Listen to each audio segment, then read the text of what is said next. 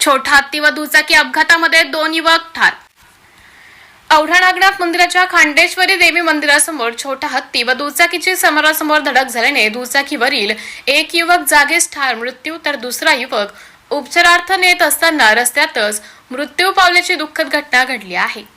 दिग्रस कराळे येथून छोटा हत्ती क्रमांक MH26H9546 हा कोचा घेऊन शिरूर शहापूरकडे जात असताना वगरवाडीहून दुचाकी क्रमांक MH22BJ1497 या पल्सर गाडीवर 2 युवक औढा नागनाथकडे येत असताना खांडेश्वरी देवीच्या मंदिरासमोर जोराची धडक घेऊन दुचाकीवरील गजानन कदम वय 23 वर्ष राहणार वगरवाडी हा जागीच ठार झाला.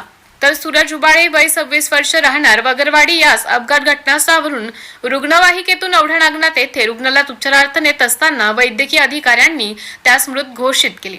तर छोटा हत्ती चालक नवनाथ पुरभाजी कराळे राहणार दिग्रस यास उपचारासाठी औढा येथून नांदेड येथे पाठवण्यात आले असल्याची माहिती.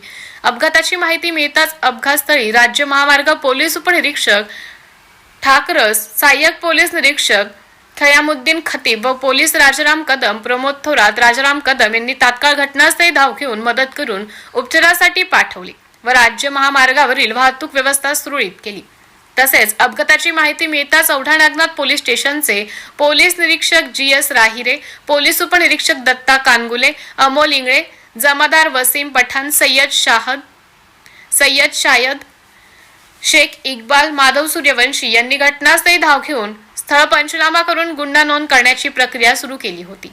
या अपघाताने वगरवाडी गावावरून 2 तरुणांच्या अपघाती मृत्यूमुळे शोककळा पसरली आहे. समृद्धी न्यूज नेटवर्कसाठी श्रमिक मुळे औढा नागनाथ.